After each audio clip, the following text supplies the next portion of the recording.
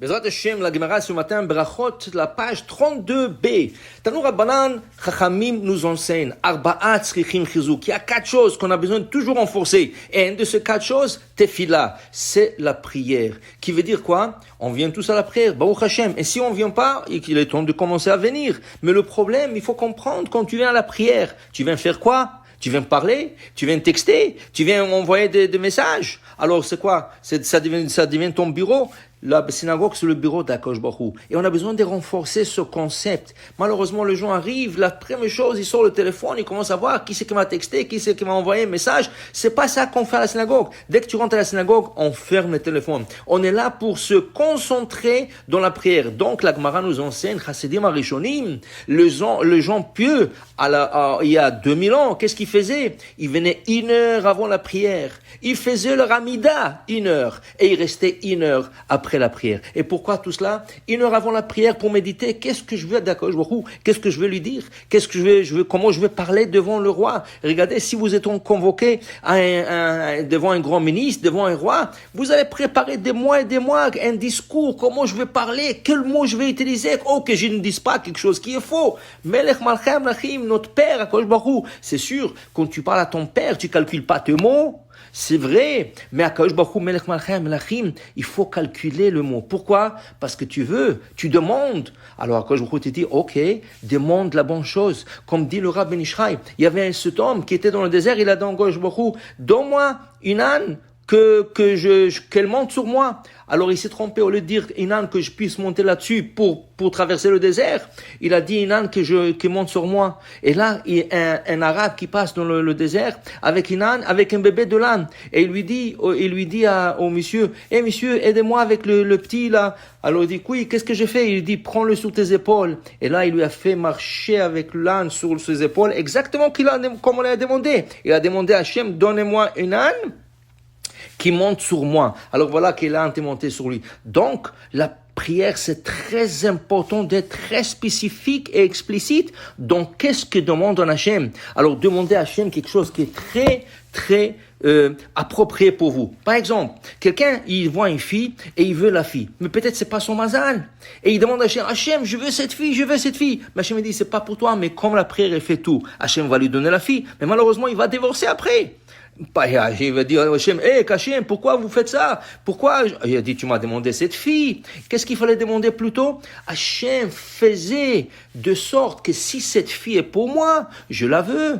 Arranger les choses, que ça se passe dans de bonne manière. Mais il faut pas dire, je veux la fille, parce que tu sais pas si elle est pour toi. Alors donc, la prière a besoin d'un hizouk, la prière a besoin d'un renforcement. Et ce renforcement, c'est quand on vient et on pense, qu'est-ce qu'on va dire? C'est pour ça que le Hasidim Arishonim, les premiers hommes pieux, ils venaient 1 heure avant. Qu'est-ce que je veux d'Hachem? Comment je vais lui demander? Comment je vais me présenter? Et qu'est-ce qu'il faisait? Il faisait l'Armida pendant 1 heure.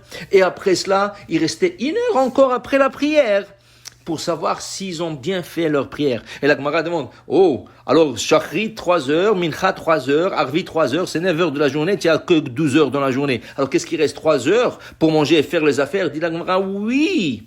Mais Torche Chassidim, même, puisqu'ils sont donnés pour Akadosh Baruch Hu, Toratan Mishtameret ou Melachtam Mitbarechet. Ils ouvraient un livre, ils étudiaient en quelques minutes, peut-être en 1 heure, c'est quelqu'un qui sait que quelqu'un d'autre aurait pris 4 heures et 5 heures à étudier. En 1 heure, Melachtan Mitbarechet, ils avaient la bracha. Un client qui leur faisait la journée. Ils n'avaient pas besoin de plus que ça. Alors pour dire à Botaï, ne pense pas, si je m'investis dans la prière, dans l'étude, Chas v'Shalom, je vais perdre des clients, je vais perdre mon travail, je pourrais pas. Non, la Botaï, c'est juste le contraire. Plus que tu donnes à Hachem, Hachem te donne beaucoup plus que ça. Et ça a besoin de renforcement. Ça a besoin un peu de Emouna, de savoir à Botaï que tout ce que je donne à Hachem est là, Ani le Dodi Vedodili, je donne à mon oncle, je donne à mon père au ciel, et Hachem me donne. Mais ça a besoin d'être renforcé. Le concept de la prière, très très important, qu'on sache que le cœur doit être net et propre devant Akadosh Baruch Hu. Il raconte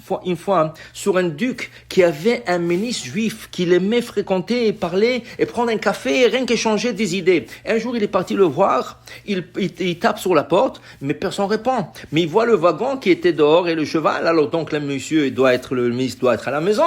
Alors, il frappait encore sur la porte, il n'y a pas de réponse, comme ça, 10 minutes, il attend, il n'y a pas de réponse. Il fait le tour de la maison, il y a une fenêtre, il regarde par la fenêtre, et il voit son ministre qui est en train de se faire face à un mur et bouger un peu avec les yeux fermés et est en train de dire quelque chose il a compris qu'il fait la prière. Alors il a attendu comme 10 minutes, il frappe encore et le juif vient, il ouvre la porte. Oh bonjour monsieur le duc, comment ça va? Venez, on va prendre un café ensemble, on va s'échanger des idées.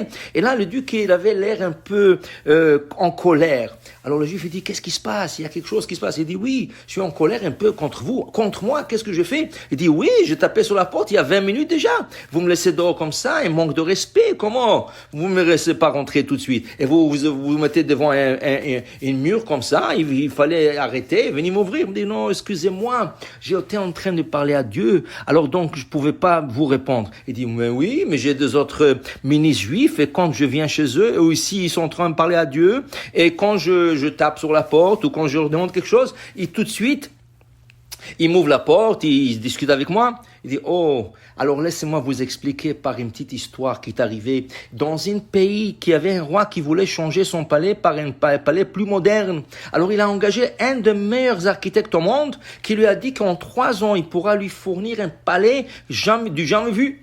Alors l'architecte a commencé le travail et 3 ans plus tard, il invite Sa Majesté voir son nouveau palais. Le roi, il rentrait, chaque chambre était d'un design extraordinaire, une chambre différente de l'autre, de choses de jamais vues.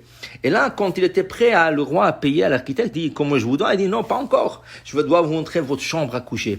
Quand ils sont rentrés dans la chambre à coucher, le mur, c'était comme un safari. Il y avait comme des animaux, mais en 3D.